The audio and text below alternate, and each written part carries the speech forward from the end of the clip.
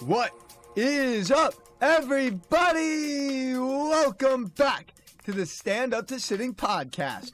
I am your host and Chief Energy Officer, Jeremy Abramson, and we have got a dope episode for you today. Super stoked to jump on in, but before I do, I want to take the time to acknowledge you for making the commitment to yourself, for taking this valuable time out of your day to build self-awareness and to really help unleash your full potential.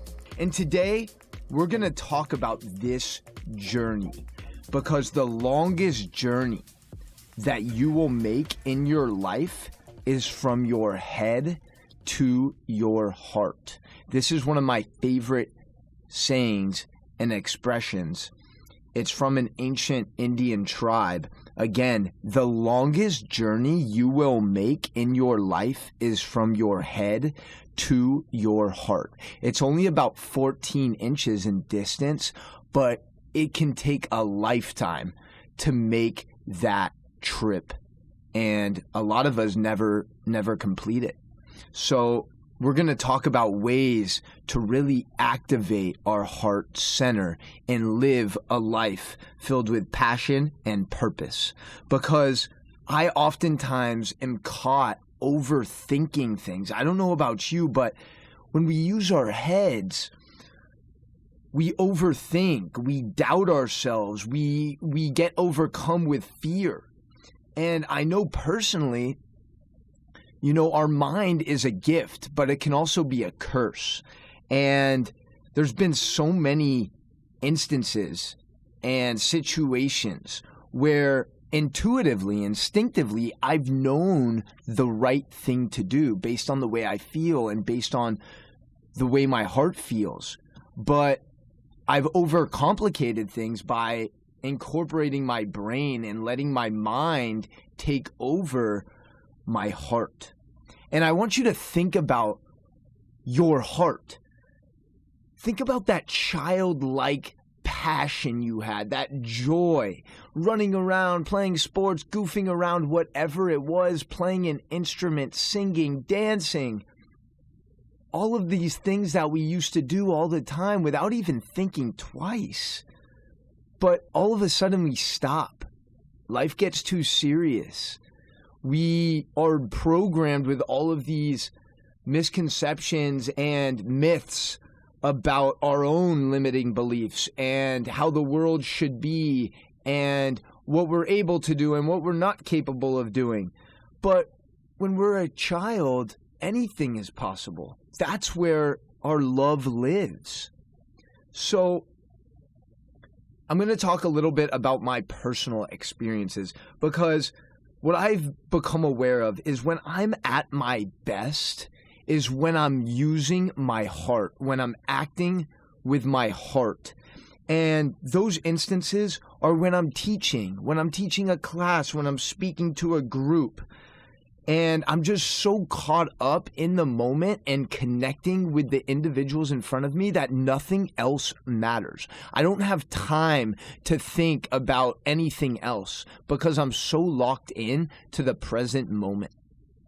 And same thing when I travel. I was thinking back about, my recent travels and the travels that I'm about to embark on soon. And I feel like I'm the best version of myself when I'm traveling, because I don't have time to consume myself with these other irrelevant thoughts that oftentimes consume me and cause me to go down a rabbit hole filled with anxiety and overwhelm and over-analytical. So that's another scenario where I feel like I'm at my best because I'm at my heart center. And it's one of the reasons, guys, that I talk so much about the mind-body connection.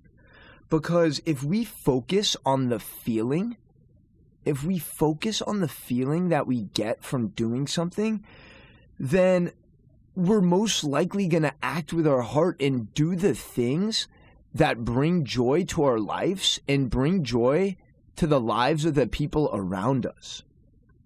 because that's the feeling of passion.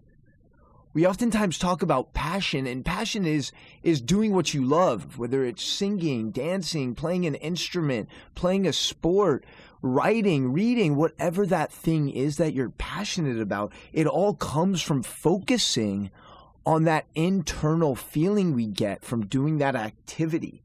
And then what's beautiful about that passion is we can transform that passion into our purpose, because purpose is just when we take our passion, that thing we love doing, and we use it to serve others. So for me, teaching movement and speaking, these are things I'm so passionate about. And when I'm able to share those with people around me, I'm living my purpose. And so much talk goes into what's your purpose, what's your passion. But I think all of those things will naturally manifest if we focus on doing things that feel right in our heart. And I know this can sound cliche, but it really is a powerful mechanism that we can use to our advantage. Because so many of us are living life right now kind of lost, without direction, because we don't really know what our purpose is. And it can be such an overwhelming thought. Oh my God, like I need to find my purpose. I need to find my purpose. I need to find my passion. But I don't think this is something that we really find.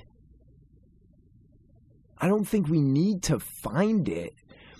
I think we just need to feel it.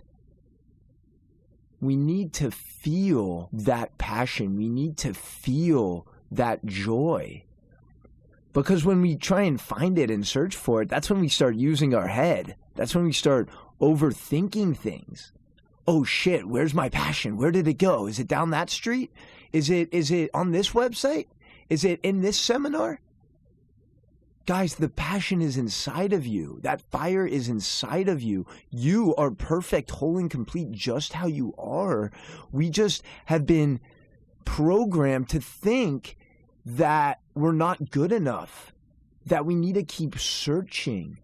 But I promise you guys, if we can just live in that feeling of what makes us happy, what gives us joy, and then share that thing with the others around us, that is how passion and purpose will naturally evolve and manifest. And this is a journey that I continue to travel on, because I tend to be one of these people that values achievement, and I'm constantly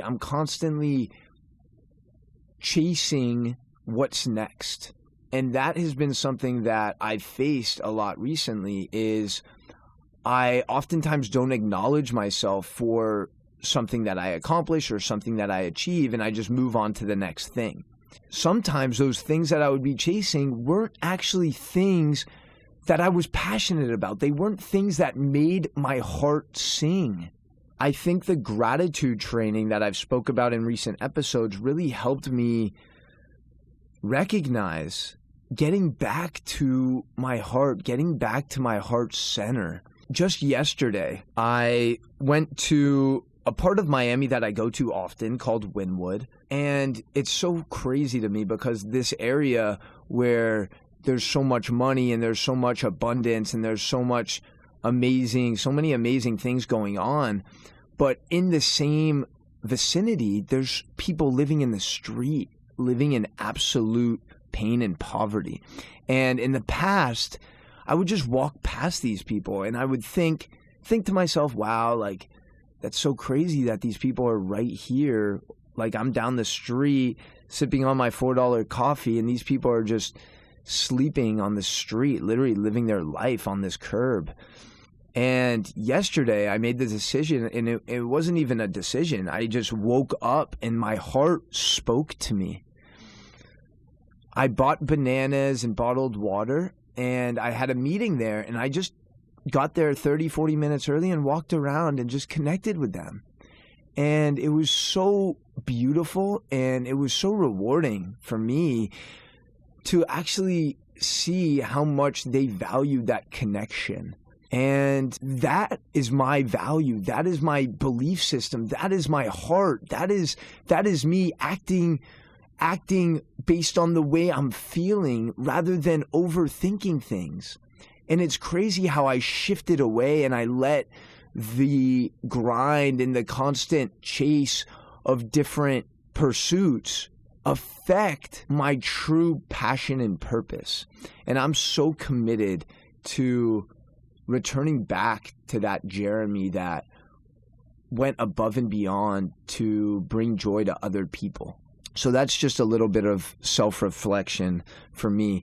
I want to create a framework for you to really find your passion and act on that passion. Return back to the heart. How can we do that? It's going to take a lot of work on yourself. It's going to take a lot of work on yourself. You're going to have to take yourself out on some dates. I want to think about AAA. AAA. The first A is align with your passions. Align with your passions. Notice I didn't say find your passions because you know what you're passionate about. Think about those moments and experiences as a younger version of yourself. What did you love to do? What brought you joy? What brings you joy that maybe you've drifted away from? Think about those things. Think about those people and align with them. Align with your passions. The second A is analyze your actions. Analyze your actions. So think about the way you've been spending your days, the way you've been spending your life recently. Are you pursuing those passions? Are you doing things that you love to do? Or are you getting caught in that hamster wheel? Are you getting caught in that monotonous grind of constantly chasing and just doing things because your head is convincing you that you need to, out of doubt, out of fear? Analyze your actions. And 3, the third A, ask yourself questions. And I know I sound like a broken record, but we talk about this all the time. Our quality of life is determined by the quality of questions that we ask ourselves. So the 3 questions I want you to ask. Number 1, what did you enjoy most as a kid? This goes back to aligning with your passions. What did you enjoy most as a kid? What areas of your life are you overthinking? What areas of your life are you overthinking? I find myself sometimes overthinking like what line to get into at the grocery store. And I'm like, dude, just pick one. Relax. Use your heart.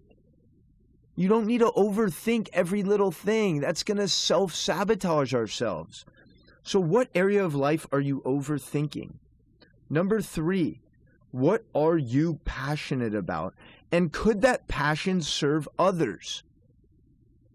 So again, think about those things that you enjoy the most. What are you passionate about? And how could you channel those passions to the benefit and service of other people around you? Because if you're sharing your gift and you're living your heart, that's already adding tremendous value to our world. So again, guys, the 3 A's: align with your passions, analyze your actions, and ask yourself questions. I can't wait to hear what you thought of this episode, and let's continue this conversation because this conscious community that we have cultivated is really humbling me. And you guys touch me and inspire me on a daily basis. So let's continue this conversation. Let me know what talking point hit home the hardest. And let me know what you'd like me to talk about in the future because this show is all about you. Okay? You know what time it is, guys. It's time to get out of your head and into your heart and stand up to sitting.